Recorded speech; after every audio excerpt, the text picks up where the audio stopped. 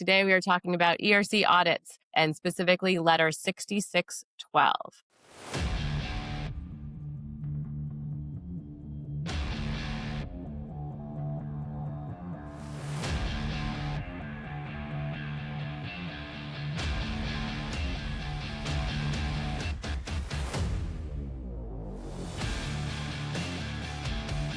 Hi, my name is Rebecca Sheppard. I'm a tax attorney here at Frost Law. I'm here with my partner, Peter Haukebo, and we are here to talk about ERC audits and specifically letter 6612.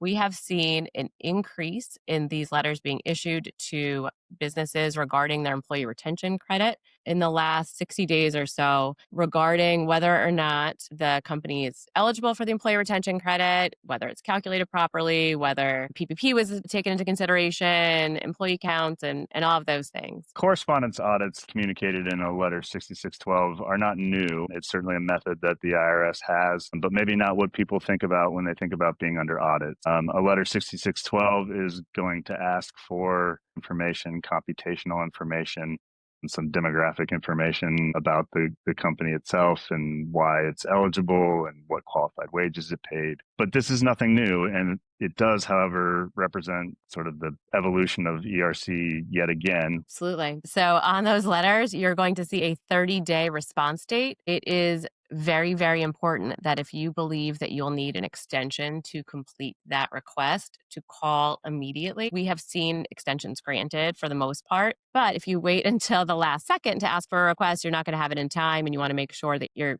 responding to that letter as substantially as you can, so that way you don't go into that disallowance territory. You want to have an opportunity for someone to review your documentation. Now, other challenges we've seen is that some preparers who filed these claims for folks didn't necessarily have a robust file when filing the 941Xs.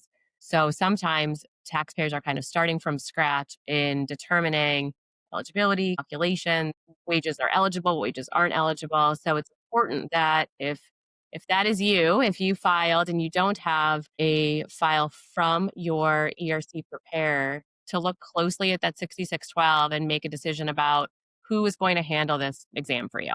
Do you want to go back to that preparer and maybe they can put it together for you? Sometimes there's audit protection included in your engagement agreement. Other times you want to be sure that everything at this point is going to be handled by a tax professional who may have more credentials than the person who filed the returns for you. So in thinking these things through, you want to make sure that you have every government order that could have partially suspended your business and how those are going to interact with your actual facts of the case. We're dealing with information that happened 5 years ago in some cases. While Peter and I live COVID every day, you all have not and have moved on, hopefully. So going back to that period of time is going to be a bit of a challenge. But Peter, what other challenges are you seeing? After the moratorium, and then Commissioner Werfel came out and said he was putting these claims into buckets. Some of them were going to be paid and were good. Others were clearly incorrect and were going to be disallowed. And others were going to be asked more questions. And this is representing that phase of this process.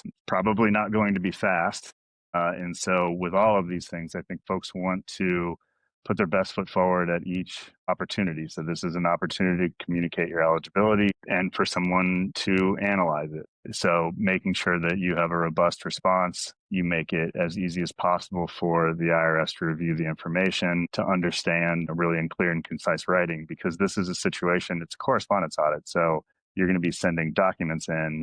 You're not going to be sitting across the table from someone. You're not going to be on a phone call with someone. This is really an opportunity to put pen to paper and make it clear why you are an eligible employer, make it clear why the computations are correct. And that can be challenging. One other thing to think through when you're under exam, which is different than when you're filing a refund claim, is that these kind of cases actually can be taken on contingency. And so you can think about that as far as how you want to move forward regarding your representation. If you're looking for somebody who is going to be able to work with you on a contingent basis, meaning that you pay a portion of your refund that gets put through versus, having to pay up front. That can make it a little bit easier for folks, especially given the climate that, as Peter said, this is going to take a long time.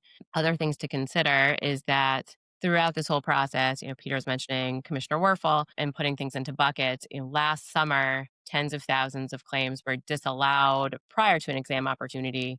Those cases are just starting to be scheduled for appeals, but there are still a lot of those in this kind of quasi-exam state, which means there's only so many people that can work these cases and be able to review them properly and make sure that the government's not losing funds paying bad claims.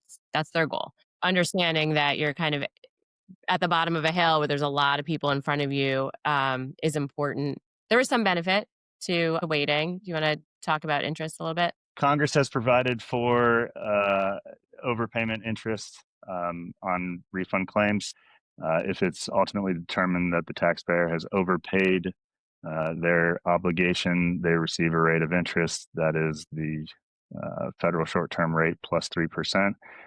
Situations where the taxpayer is not a corporation, and a lower rate when it is a corporation. Another thing to think about with all of this stuff is while it's generally a good idea to work a case within an administrative agency, taxpayers who have had claims pending for longer than 6 months do have rights to take cases to court and file litigation. To the extent that a taxpayer might determine that that could be a faster route, that is certainly available to folks who are under audit. There's no preclusion or requirement that someone work a case within the agency before taking it to court. And that's something that we've seen some folks understanding that if the exam takes a year and then it gets disallowed and then appeals could take another year or 2 years, maybe just shortcut it and go for litigation if you feel confident in your claim. So if you've gotten one of these notices or you're under exam and you'd like us to review your case for litigation to see if it's a good case, we're happy to do that.